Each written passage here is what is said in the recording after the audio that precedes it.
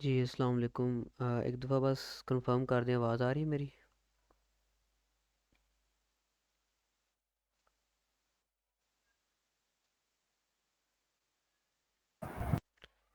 जी ठीक है, ओके।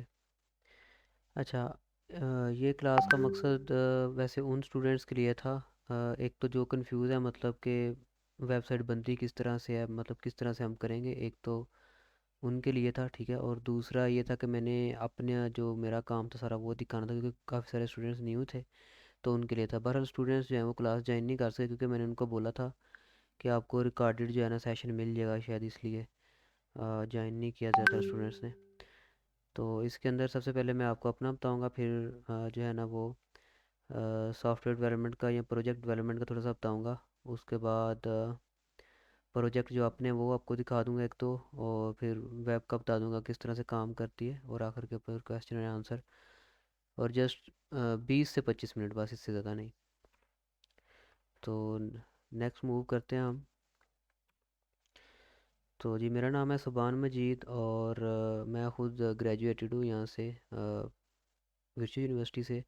और फ़िलहाल जो है ना वेब डेवलपमेंट के अंदर मैं काम कर रहा हूँ ASP.NET और PHP के अंदर, लेकिन ज़्यादातर काम मैं ASP.NET के अंदर करता हूँ। लास्ट जो मैंने प्रोजेक्ट बनाया है वो भी जो भी मेरा रनिंग प्रोजेक्ट है जो मैं बना रहा हूँ स्टूडेंट्स का, वो भी ASP.NET का ही प्रोजेक्ट है, ठीक है। और ये इसका तकरीबन मेरे पास 2 ईयर्स का एक्सपीरियंस है। नेक्स्ट हमारा ये ओवरव्यू है प्रोजेक्ट डेवलपमेंट का, कि जो हम प्रोजेक्ट अभी बनाने जाएंगे इसके अंदर से किस किस चीज़ की हमें ज़रूरत होगी और ये किस तरह सारा चलेगा। फर्स्ट ऑफ ऑल इसके अंदर project development is the process of designing, creating, testing and maintaining software application. जो हमारा प्रोजेक्ट है ना इस यूनिवर्सिटी के अंदर, इसके भी मेनली 4 फेज़ ही हैं, ठीक है। पहला है हमारा डिज़ाइनिंग का, उसके अंदर उसको उन्होंने मज़ीद 2 फेजेस के अंदर जो है ना डिवाइड किया है। पहला जो फेजेस नहीं, हम इसको असाइनमेंट बोलेंगे, ठीक है। जिस तरह से हमारी हर लेक्चर की असाइनमेंट आती है ना, सॉरी हर सब्जेक्ट की असाइनमेंट आती है, वो हमें शो होती है, हर सब्जेक्ट की 2 असाइनमेंट्स आती हैं, ठीक है, पर सेमेस्टर। इसी तरह से CS619 में हमें जो हमारा प्रोजेक्ट है ना, ये उन्होंने 4 असाइनमेंट के अंदर डिवाइड कर देना, और वो हमें एज असाइनमेंट शो होगा वहाँ पे। पहली असाइनमेंट का नेम SRS, दूसरी का नेम डिज़ाइन, तीसरी का नेम है प्रोटोटाइप, और चौथी का नेम है फाइनल डिलीवरेबल। और जो हमारा हम कोड लिखना स्टार्ट करते हैं वो तीसरी असाइनमेंट से शुरू होता है, जिसको हम बोलते हैं प्रोटोटाइप फेज, ठीक है। बाकी अगर कोई स्टूडेंट खुद बनाना चाह रहा है तो उसको कौन कौन सी स्किल्स चाहिए होती हैं, पहली तो आ जाती है कोडिंग, दूसरी प्रॉब्लम सॉल्विंग, और तीसरी डीबगिंग। अगर किसी के पास ये 3 स्किल है, कोडिंग चाहे किसी की नॉर्मल भी है, वो भी जो है इसके अंदर जो है वो काम चला लेगा, जिनके बना लेगा। तो कोडिंग जो है ना ये, मतलब इस तरह इतनी ज़रूरी नहीं है कि जैसे आप कह लें कि भाई मुझे A to Z, अगर लेट्स सपोज आप PHP का प्रोजेक्ट बना रहे हैं तो आप ये समझें कि मुझे PHP A to Z आती होगी, देन ही मैं जो है ना ये बना सकूँगा, ठीक है। तो इतनी ज़रूरी नहीं है।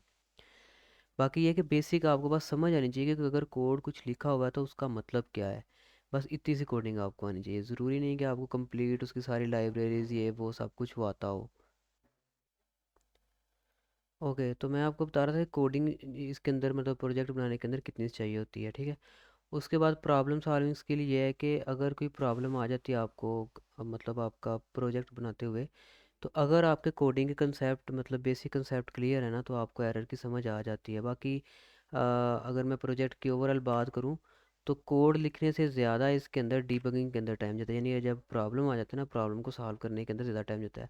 अगर आप कोड मतलब 10 मिनट लगा के लिख रहे हो ना, तो आपका तकरीबन, अगर कोई अगर ओवरऑल बात करूँ, तो 10 मिनट लेट्स सपोज आपको कोड लिखने में लगेंगे, और 1 घंटा आपको एरर सॉल्व करने में लगेगा, ठीक है। तो ये इस तरह से कुछ चलता है। उसके बाद डेवलपमेंट लाइफ साइकिल है, इसके अंदर वही चीज़ें आ जाती हैं, प्लानिंग, एनालिसिस, और design, implementation, testing and maintenance. तो इन चीज़ों को सबसे पहले जो मेन चीज़ होती है वो होती है प्लानिंग, ठीक है। जब मैं खुद प्रोजेक्ट बनाने लगता हूँ स्टूडेंट का, सबसे पहले मैं प्लानिंग करता हूँ, क्योंकि प्लानिंग जितनी आपकी स्ट्रॉन्ग होगी ना, उतना आपको प्रोजेक्ट के अंदर चेंजिंग कम से कम करनी पड़ेंगी। अब जो हमें प्रोजेक्ट मिलते हैं उसके अंदर उन्होंने कंप्लीट तो बताया होता है वैसे, कि आपने जो सारी फंक्शनैलिटीज़ हैं उनका बताया होता है, लेकिन जब हम उन फंक्शनैलिटीज़ को इम्प्लीमेंट करने जाते हैं ना, तो हमें बड़ी सोच समझ के अपना डेटाबेस को डिज़ाइन करना पड़ता है। लेट्स सपोज मैं आपको यहाँ पर एक एग्जांपल देता हूँ कि जैसे ई कामर्स वेबसाइट है ना, ठीक है, आपने ई कामर्स वेबसाइट बनानी है। तो उसके अंदर उन्होंने बोला हुआ है कि आपने जी, फ़र्ज़ करें उन्होंने बोला है कि आपने सेल्स का रिकॉर्ड रखना है, ठीक है, यानी कि जो भी सेल होगी उसका रिकॉर्ड रखना है, सिंपल। तो आपको ये पहले सोचना पड़ेगा कि सेल का रिकॉर्ड रखने के लिए आपने किन किन प्रॉपर्टीज़ का रिकॉर्ड रखना है। इसका इसका मतलब ये है कि क्या आपने सेल सेल का जब रिकॉर्ड करना है आपने, तो क्या उस रिकॉर्ड के अंदर कस्टमर का नेम होगा, टोटल प्राइस होगी, आइटम का नेम होगा, आइटम की कैटेगरी भी आपने ऐड करनी है कि नहीं सेल के रिकॉर्ड में। ठीक है, इस तरह आपने हर चीज़ की प्रॉपर्टीज़ जो है वो पहले से सोच के उस हिसाब से अपना कोड लिखना है। अगर बाद के अंदर आप अपना डेटाबेस चेंज करेंगे या बाद के अंदर कोड चेंज करेंगे तो वो आपको डबल टाइम लगेगा। ठीक है, यानी कि बनाने में जितना टाइम लगता है उससे डबल टाइम बाद में चेंजिंग पे लगता है। ठीक है, इसलिए प्लानिंग वगैरह ये सब कुछ पहले ज़रूरी होता है। सो नेक्स्ट मूव करते हैं। अच्छा, जो आज का मेन टॉपिक था वो ये था कि हाउ द वेब वर्क्स। ठीक है, कि हमारी वेबसाइट काम किस तरह से करती है, किस तरह से, मतलब ये सारा सर्वर और ये इन चीज़ों के में डेटाबेस, इन चीज़ों के में ज़रूरत ही क्यों पड़ती है और ये किस तरह से काम करती हैं। ठीक है, वैसे यहाँ तो मैंने दो तीन लाइन लिखी हैं, लेकिन अबव दीज लाइन में जो है ना मैं आपको ज़रा समझाने की कोशिश करता हूँ। सो जो यहाँ पे लिखा हुआ है, the web is collection of interlinked pages access through the internet. Okay, key components, web browser, server and the internet connection. And next page पे भी यही है, browser role send the request for a web page, यानी कि जो browser है, जो हम अपने मोबाइल फ़ोन या लैपटॉप के अंदर या कंप्यूटर के अंदर जो ब्राउज़र हम यूज़ करते हैं, एक्चुअली इसका काम क्या होता है कि वो बस रिक्वेस्ट सेंड करता है। लाइक अगर हम अपने व्यू एल एम एस के अंदर लॉगिन कर रहे हैं, तो जब लॉगिन और पासवर्ड हम लिखते हैं अपने ब्राउज़र के अंदर और लॉगिन के बटन के ऊपर क्लिक करते हैं, तो ब्राउज़र बस क्या काम करता है कि हमारा डाटा सर्वर के पास भेजता है।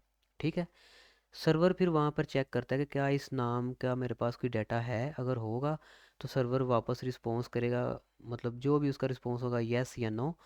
तो अगर तो उसका रिस्पॉन्स येस होगा तो हम लॉगिन कर लें, अगर नो होगा तो वहाँ पर वो शो करेगा कि आपका यूज़र नेम या पासवर्ड जो भी वो गलत है। तो अभी क्वेश्चन आंसर पे जाने से पहले एक तो मैं आपको अपना जो रीसेंट प्रोजेक्ट है वो दिखाऊंगा और उसी के अंदर मैं आपको दिखाऊंगा कि वेब जो है वो वर्क किस तरह से करती है, तो आपको इजीली अच्छे से समझ आ जाएगा।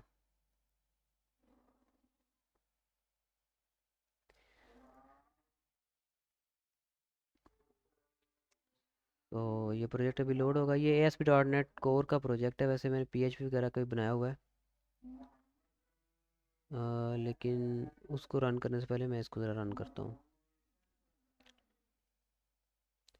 जो कोई भी सॉफ्टवेयर है ना, कोई भी सॉफ्टवेयर, चाहे वो डेस्कटॉप एप्लीकेशन है या वेब एप्लीकेशन है या मोबाइल एप्लीकेशन है, उसके जो मेन पार्ट्स हैं ना वो थ्री होते हैं। ठीक है, वो क्या क्या हैं, front end, back and and आपका डेटाबेस। तीन चीज़ें मेनली जो है ना ये यूज़ होती हैं एक एप्लीकेशन को कंप्लीट करने के लिए।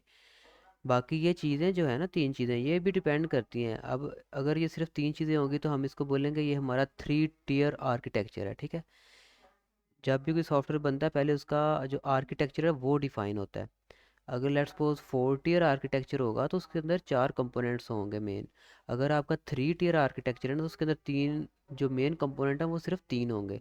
और ज़्यादातर सॉफ्टवेयर को बनाने के लिए जो मतलब जो आर्किटेक्चर यूज़ होता है ना, वो 3 टीयर आर्किटेक्चर यूज़ होता है, यानी कि फ्रंट एंड, बैक एंड और डेटाबेस। तो ये हो गया 3 टीयर आर्किटेक्चर। सो अच्छा, ये ASP.NET का प्रोजेक्ट है, तो इसके अंदर ये है हमारा कि ये मैंने जो है ASP.NET ये हमारी टेक्नोलॉजी है और आगे इसका एक फ्रेमवर्क है MVC, हम इसको बोलते हैं, मॉडल व्यू कंट्रोलर। ओके, और ये फ्रेमवर्क एक्चुअली हम इसलिए यूज़ करते हैं क्योंकि इसके अंदर हमारी जो सारी फाइल्स वगैरह ना वो ऑर्गेनाइज होती हैं। मतलब ऑर्गेनाइज किस तरह से होती हैं, इसकी एग्जांपल मैं आपको थोड़ी देर तक देता हूँ, पहले मैं इसको जस्ट रन कर लूँ। तो मैं अपना डाटाबेस भी यहाँ पे ओपन कर लेता हूँ।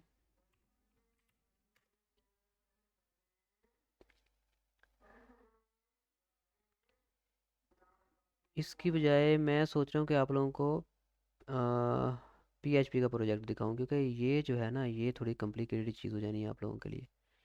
तो मैं आपको पीएचपी का प्रोजेक्ट दिखाता हूँ। फिलहाल इसको मैं क्लोज करता हूँ, क्योंकि पीएचपी का प्रोजेक्ट बहुत इजी होता है अंडरस्टैंड करने के लिए, जो बेसिक से लोग स्टार्ट करते हैं ना, या मैं भी जब स्टूडेंट का प्रोजेक्ट सेलेक्ट करता हूँ तो मेरी पहली जो प्रायोरिटी होती है वो पीएचपी का प्रोजेक्ट होता है, क्योंकि वो इजी टू अंडरस्टैंड है और उसके वाईवे की तैयारी करवाना वो भी इजी होता है। खैर,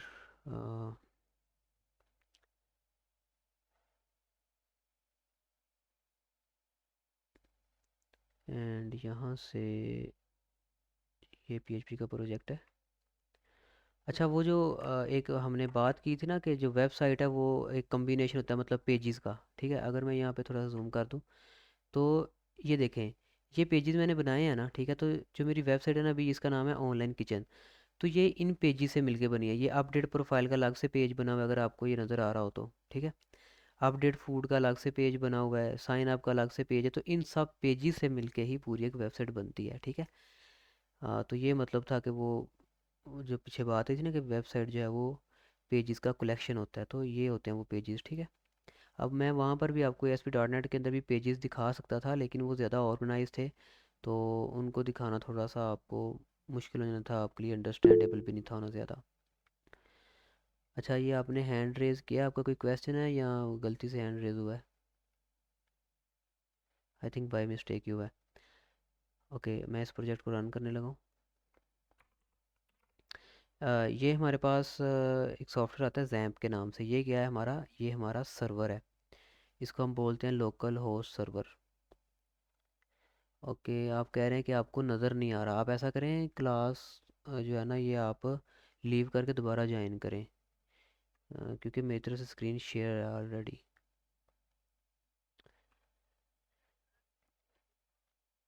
ओके, तो ये जैम्प है, ये एक सॉफ्टवेयर है। ये क्या करता है बेसिकली कि हमारा जो कंप्यूटर है ना इसी को सर्वर बना देता है, ठीक है। और हम ऐसा सर्वर जो हमारे कंप्यूटर के ऊपर ही रन हो रहा हो, टेस्टिंग टेस्टिंग।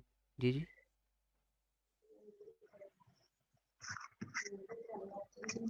नहीं है लेकिन हाँ मुझे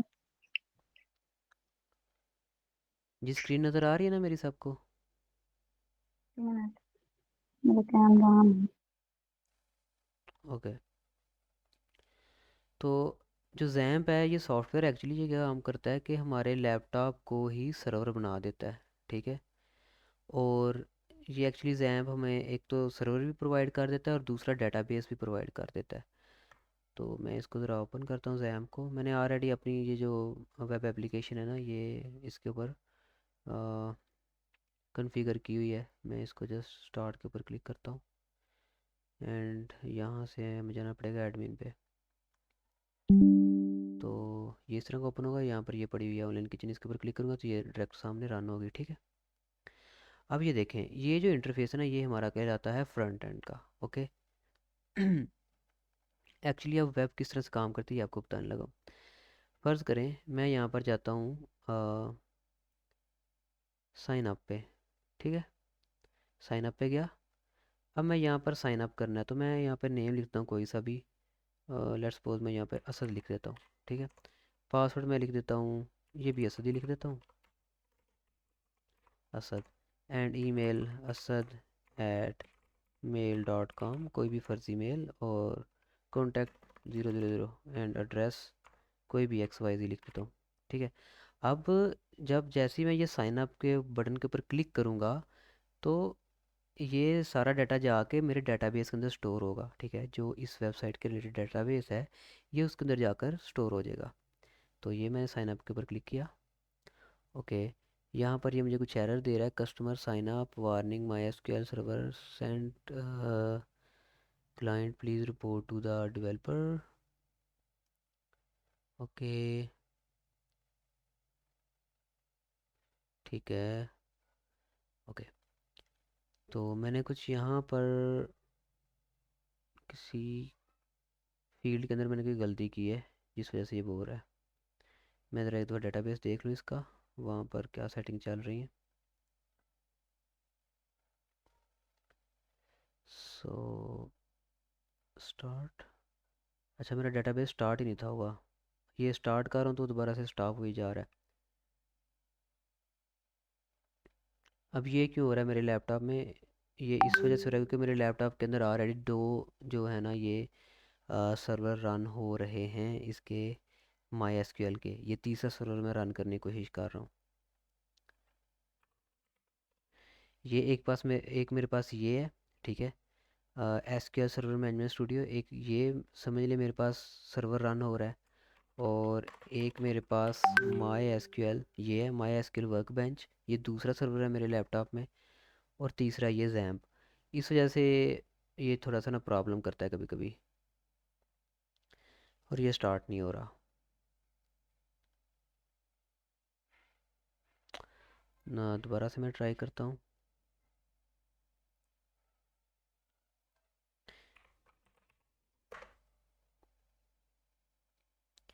एक्चुअली यहाँ पर ये आप देख सकते हैं, ये एक ना आपको मिलेगा पोर्ट के नाम का ऑप्शन, ठीक है। ये पोर्ट नंबर होता है हर सॉफ्टवेयर का, ठीक है। हर सॉफ्टवेयर का अलग अलग पोर्ट नंबर होता है।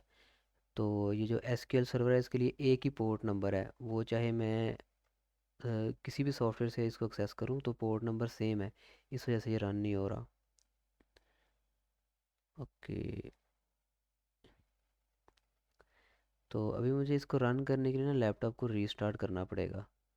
लेकिन मैं रीस्टार्ट नहीं करूँगा क्योंकि क्लास जो है ना ये डिस्टर्ब होगी। तो मैं क्या काम करता हूँ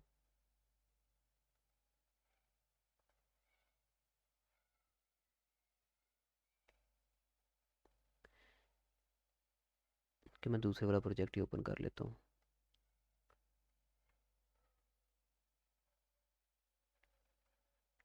ओके, एंड इसका मैं डेटाबेस ओपन कर लूँ।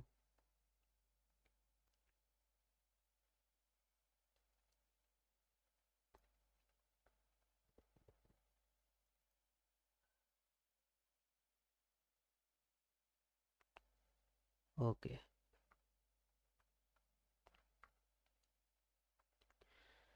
अच्छा, अभी आपको ना यहाँ पे ये सारे टेबल वगैरह नज़र आ रहे होंगे, ये आप देख सकते हैं। ये कार्ड का टेबल, कैटेगरी का टेबल, यहाँ पे यूज़र का टेबल, ठीक है। अगर मैं यहाँ पे यूज़र का टेबल ओपन करूँ तो यहाँ पर ये आपको ना सारी प्रॉपर्टी नज़र आ रही होंगी। यूज़र की आईडी क्या है, उसके बाद ये ज़रा स्पेशल टाइप की है। मैं आपको बस बताता हूँ। ID, first name, last name, address, phone number, user name, email. तो ये डेटाबेस के अंदर जिस तरह से हम टेबल बनाते हैं ना डाटा को स्टोर करने के लिए, अगर किसी ने एक्सेल वगैरह यूज़ किया है, सेम टू सेम ये वही चीज़ है, ठीक है। डेटाबेस इसको हम बोलते हैं रिलेशनल डेटाबेस। तो ये डेटाबेस जिसका नाम है एसक्यूएल, तो इसके अंदर हमारा सारा रिकॉर्ड स्टोर होता है। और वेबसाइट हमारी एक्चुअली काम के कार्य होती है कि बस वो डाटा को गेट कर रही होती है, ठीक है। डाटा को स्टोर कर रही होती है, रीड कर रही होती है, क्रिएट कर रही होती है, अपडेट, डिलीट। ये चार काम होते हैं। क्राड को हम बोलते हैं create, read, update and delete. तो ये चार काम ही हमारी वेबसाइट कर रही होती है। और किस तरह से करती है ये मैं अब आपको बताता हूँ। तो उसके लिए दोबारा से हम स्टार्ट से शुरू करते हैं। तो यहाँ पे सबसे पहले मैं अपनी जो एप्लीकेशन इसको रन करता हूँ।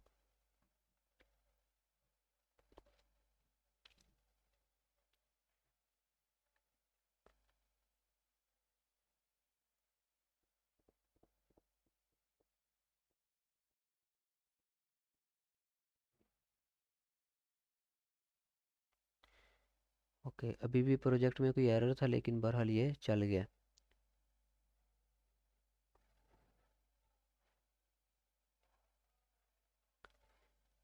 एक्चुअली मैं इसके ऊपर काम कर रहा था, तो मैंने एरर अभी फिक्स नहीं किया। बहरहाल एरर कोई माइनर है क्योंकि एप्लीकेशन पूरी बन गई हुई है।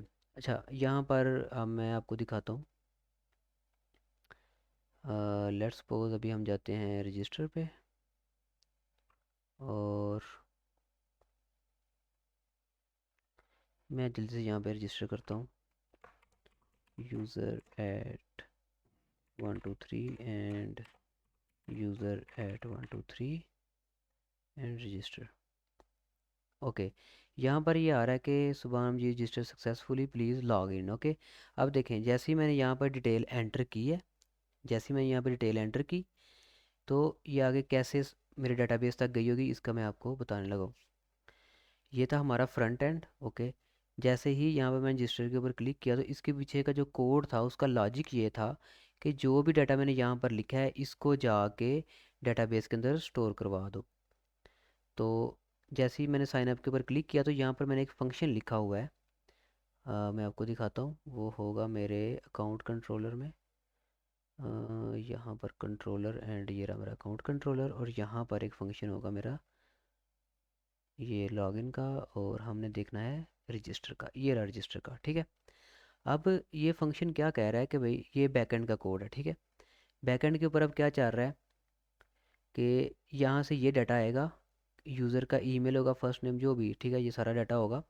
ये सारा डाटा को प्रोसेस करेगा और एंड के ऊपर स्टोर करेगा जाके कहाँ पे, यहाँ पर ये रहा वार रजिस्ट्रेशन को await user manager dot create async user register dot password. ये वाला जो फंक्शन है ये मेरे यूज़र को एक्चुअली क्या कर रहा है, रजिस्टर कर रहा है, ओके। और यहाँ पर मॉडल जो है हमारा वो मतलब स्पेसिफाइड नहीं है, मतलब जो टेबल का नेम है वो यहाँ पर नहीं लिखा। टेबल का नेम एक्चुअली मैं अगर आपको दिखाऊं तो ये हमारा टेबल है, इसका नेम है ASP.NET यूज़र्स। अभी मैं इसकी ज़्यादा डिटेल में नहीं जा रहा ताकि आप लोग ज़्यादा कंफ्यूज ना हो। तो यहाँ पर टेबल का नेम जो है ना हमारा नहीं लिखा हुआ, उसकी एक वजह, उसकी वजह तो थोड़ी सी कॉम्प्लिकेटेड है। वो ये है कि ये एक यहाँ पर हमने क्लास यूज़ की है यूज़र मैनेजर, ओके। ये जो क्लास है ये खुद ही ऑटोमेटिकली जो है ना टेबल का नेम हैंडल करती है, इसलिए यहाँ पर हमें वो टेबल का नेम देखने को नहीं मिल रहा। बाकी अगर मैं किसी और चीज़ का आपको दिखाऊं, लेट्स सपोज मैं अगर आपको कार्ट का कंट्रोलर दिखाऊं, कार्ट कहाँ पर गया, कार्ट ये रहा कार्ट कंट्रोलर, तो यहाँ पर कार्ट का जो टेबल है उसका नेम लिखा होगा यहाँ पर, ये रहा वार आइटम इन कार्ट आइटम्स, और यहाँ पे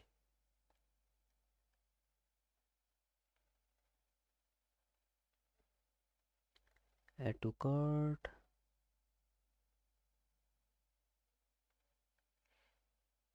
यहाँ पर कार्स करके टेबल का नेम होगा, फाइंड ही कर लेता हूँ कार्स, ओके ये रहा, ठीक है।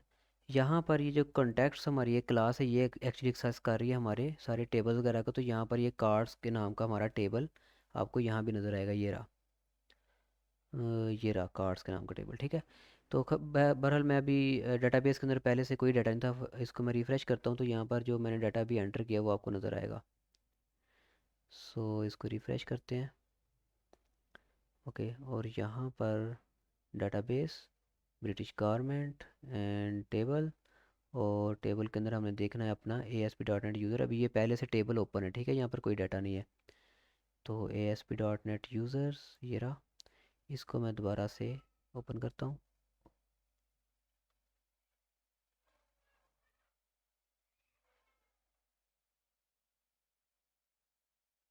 ओके। तो ये आपको डाटा नज़र आ रहा होगा, ये देखें एप्लीकेशन यूज़र ये वो, ठीक है। इसको पहले वाले व्यू में ओपन करता हूँ, उसके अंदर ज़रा इसको देखना। अच्छा यहाँ पर भी डाटा ना शो नहीं कर रहा है, इसको मुझे और क्लोज़ करके दोबारा इसको मैं रीओपन करता हूँ डाटाबेस को। सो SQL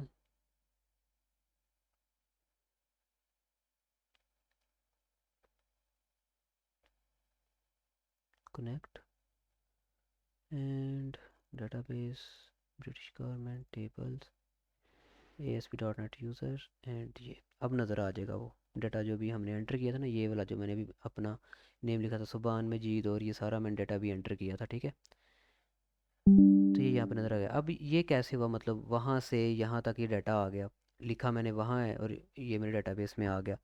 तो जो ऐप है हमारी, जो वेब ऐप है वो एक्चुअली यही काम करती है बेसिकली। उसका काम ये है कि जो डाटा यूज़र को चाहिए या यूज़र जो डाटा लिखे, ठीक है, वो उसको डेटाबेस में स्टोर करवा दो और डेटाबेस से उठा के डाटा वेबसाइट को दे दो, ठीक है। यही काम करके हम अपनी पूरी वेबसाइट जो है ना वो बिल्ड करते हैं। आप कोई भी एक्शन देख लें, कोई भी एक्शन, उसका यही मकसद होगा। कोई भी एक्शन देख लें, लाइक आप वेबसाइट के ऊपर आप ऑर्डर प्लेस कर रहे हैं, ठीक है, उसके अंदर भी क्या होगा, आपने आर्डर की इन्फॉर्मेशन जो है वो एंटर की, वो जाकर डेटाबेस के अंदर स्टोर होगी, ठीक है, वो आपको वहाँ पे मैसेज दे देगा कि आपका ऑर्डर प्लेस हो चुका है। तो पूरी वेबसाइट का मकसद ही हमारा ये होता है, हम इसको बोलते हैं create, read, update and delete. Mostly websites जो हैं, बल्कि मोस्टली क्या, तकरीबन 90 to 95% जो वेबसाइट्स हैं वो यही काम कर रही होती हैं, create, read, update and delete. तो ये इसका मैं ज़रा यहाँ पे पेन ओपन कर लूँ। ओके, अब हम ये समझते हैं कि ये सारा काम हुआ कैसे है। अच्छा, सबसे पहले मैंने जो डाटा एंटर किया था वो मैंने एंटर किया था ब्राउज़र के ऊपर, ठीक है, वहाँ पर मेरा कोई लॉगिन फॉर्म था, उसके अंदर मैंने आपके सामने सारी जो है वो इन्फॉर्मेशन लिखी थी। ओके, उसके अंदर मैंने सारी जो है वो इन्फॉर्मेशन लिख दी थी। और जैसे ही वो मैंने इन्फॉर्मेशन लिख के, वहाँ पर एक नीचे बटन था साइन अप का, जैसे ही मैंने उसके ऊपर क्लिक किया साइन अप के बटन पे, उसके बाद एक्चुअली क्या होता है, उसके बाद जो हमारा सारा डाटा है ना, वो जाता है सर्वर के पास, ठीक है जी, जो मैंने आपको कोड दिखाया था, सारा डाटा उसके पास जाता है सर्वर के पास, यानी कि जो हमारा बैकएंड के ऊपर कोड है वो उसको प्रोसेस करते हैं सारे डाटा को। मैं वो कोड आपको एक दफ़ा फिर से दिखा देता हूँ।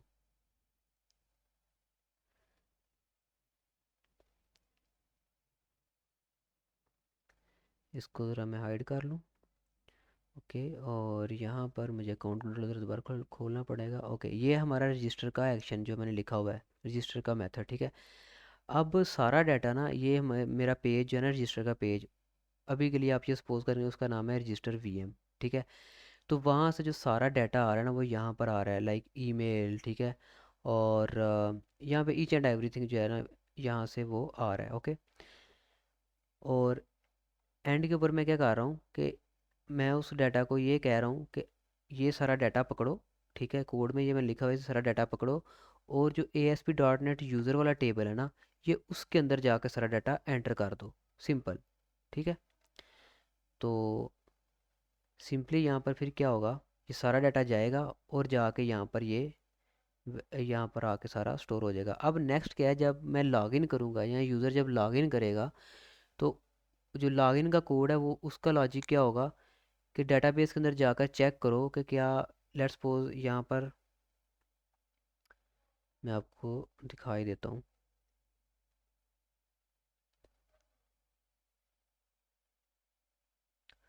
ओके, हमारी वेबसाइट यहाँ पर रन हो रही है, ठीक है, ये यहाँ पर मैंने रजिस्टर किया था और यहाँ पर इसने बता भी दिया सुबह मुझे रजिस्टर सक्सेसफुली, ठीक है। और यहाँ पर मैं लॉगिन पे आता हूँ। तो जब यूज़र लॉगिन करने की कोशिश करेगा ना, तो उसने अपनी ईमेल लिखनी है और पासवर्ड लिखना है। जैसे यहाँ पर मैं अपनी ईमेल लिखता हूँ, तो आई थिंक इसी मेल से मैं रजिस्टर हुआ हूँ, एंड जो पासवर्ड मैंने रखा था वो मैंने रखा था user@123। तो मैं यहाँ पे लॉगिन पे क्लिक करता हूँ। अब जैसे ही मैंने लॉगिन के ऊपर क्लिक किया ना, तो इस जो बैकएंड का कोड था उसने जाकर डेटाबेस के अंदर चेक किया कि क्या इस मेल के ऊपर, इस मेल, ये जो मेल यहाँ पर शो हो रही है, जैसे मैंने लॉगिन किया तो यहाँ पर मेल भी शो हो रही है, ठीक है। तो ये मेल और जो मैंने पासवर्ड लिखा, क्या इस नाम की कोई एंट्री है, तो अगर होगी तो जो है ये मुझे लॉगिन करवा देगा, अगर नहीं होगी तो कहेगा लॉगिन और पासवर्ड गलत है। तो ये इस तरह से वेबसाइट वर्क करती है। अभी यहाँ तक मैंने ड्रा किया था कि जो रिक्वेस्ट है वो बैकएंड का जो कोड होता है ना उसके पास जाती है, और फिर बैकएंड कोड से जो है ये जाके बैकएंड का कोड कहाँ से जाके चेक करता है, हमारे डेटाबेस के अंदर से। सो ये जाके चेक करेगा डेटाबेस के अंदर से, ठीक है। और फिर वापस से रिक्वेस्ट हमारी वापस भी जाती है कि अगर लेट्स सपोज मैंने जब साइन अप किया, तो ये सारा डाटा जो है, साइन अप वाला डाटा ये गया बैकएंड के कोड के पास, बैकएंड के कोड ने वो सारा डाटा भेजा डेटाबेस के पास, और डेटाबेस एक रिस्पॉन्स वापस भेजता है, जैसे वो शो हो रहा था ना स्क्रीन के ऊपर के सुभान मजीद हैज़ बीन रजिस्टर्ड। जब मैंने रजिस्टर किया था तो वो रिस्पॉन्स वापस भेजता है, और फिर वही रिस्पॉन्स हमें स्क्रीन के ऊपर शो हो जाता है। ओके, इसी तरह लॉगिन वाले केस के अंदर भी यही हुआ है। मैंने लॉगिन के फॉर्म के अंदर अपना सारा डाटा लिखा, उस डाटा, वो डाटा गया बैकएंड के पास, बैकएंड ने डेटाबेस के अंदर जाकर देखा कि क्या इस नाम की कोई एंट्री है, तो एंट्री है थी। तो मैंने अब डाटा जो बैकएंड का कोड था ना, मैंने उसके अंदर ये सेट किया हुआ था कि अगर लॉगिन और पासवर्ड करेक्ट हो तो फिर क्या करो कि लॉगिन करवा दो यूज़र को। तो मैं यहाँ पर सक्सेसफुली लॉगिन हो चुका हूँ।